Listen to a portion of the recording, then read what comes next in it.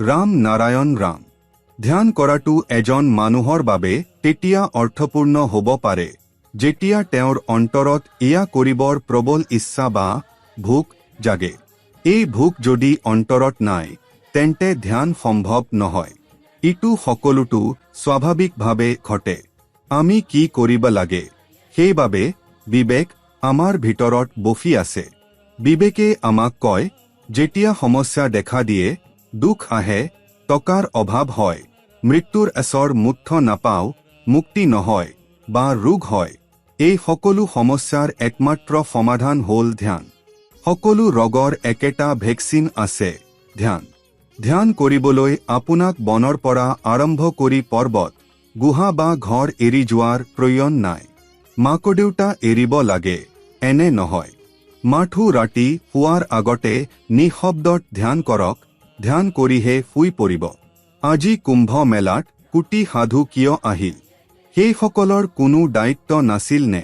নিজৰ দায়িত্ব এৰি এইসকল ধৰ্মৰ জ্ঞান দিয়ে। আমি সকলোৱে সোধো, আকৌ কোনো পৃথক ধৰ্ম আছেনে? আমি সকলোৱে ধৰ্ম লৈ জন্ম লওঁ।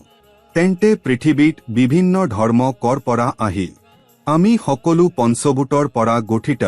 এই পঞ্চভূত আমি খাওঁ, পিওঁ। এই সাধু সমাজ কয়, সন্ত হ'বলৈ ঘৰ এৰিব লাগে। সমাজ, মাক-দেউতা, কৰ্ম সকলো এৰিব লাগে। ই কোন ধৰ্ম?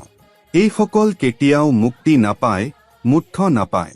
সেইবিলাক সমাজ আৰু প্ৰকৃতিৰ শত্ৰু। ধৰ্মৰ নামত যিসকল মানুহ মন্দিৰ, মছজিদ, গীৰ্জালৈ যায়, সেইসকলে ধৰ্ম, সমাজ, ৰাষ্ট্ৰ আৰু প্ৰকৃতিৰ শত্ৰু। মুঠ আৰু মৃত্যু, এই দুয়ো এক নহয়। মৃত্যু হ'বই, কিন্তু মৃত্যু মানেই মুঠ নহয়। মৃত্যুৰ এচৰ আমি কত যাম, সেইটো আমি ভাবোনে? জন্ম হৈছে শিক্ষা কেন্দ্ৰ, ইয়াত শিকো, পৰীক্ষা দিওঁ, আৰু পুনৰ ঘূৰি যাম, য'ৰ পৰা আহিছিলো। পৃথিৱীৰ সকলো জ্ঞানী ব্যক্তিয়ে প্ৰথমে কওক, পৃথিৱীৰ সমাধান এতিয়ালৈকে কিয় হোৱা নাই? ইয়াৰ সমাধান কোনে কৰিব? সমাজ ব্যৱস্থাটো আজিৰ দিনলৈ কোনো কাৰ্যকৰী নহয়। এই সমাজ ব্যৱস্থাই কেৱল ক্ষতি আনিছে। ইয়াৰ ভিতৰত অগণন গোলগলি আছে, যাৰ ফলত শান্তি অসম্ভৱ। সেয়ে যদি জীৱনৰ সঠিক দিশ বিচৰা হয়, প্ৰকৃতিক বুজা হয়, তেন্তে আমাৰ মহাগুৰুৰ পৰা দিয়া বীজ মন্ত্ৰ ৰাম নাৰায়ণ ৰাম ৰ সৈতে সংযোগ স্থাপন কৰক। এই মন্ত্ৰত জীৱনৰ সঠিক পথ দেখুৱায়। যিকোনো সমস্যা হ'লেও এই মন্ত্ৰৰ জপতেই সমাধান হয়। সময় নষ্ট নকৰিব, এতিয়াই ৰাম নাৰায়ণ ৰামৰ লগত সংযুক্ত হওক। পৃথিৱী সৃষ্টিৰ পৰা আজিলৈকে ইয়াৰ সমাধান হোৱা নাই। যিসকলে বেয়া কাম কৰিছে, তেওঁলোকক সঠিক পথ দেখুওৱা আমাৰ ধৰ্ম। ধৰ্ম আৰু ৰাজনীতিৰ নামেৰে মানুহক ভুলপথে লৈ যোৱা হৈছে।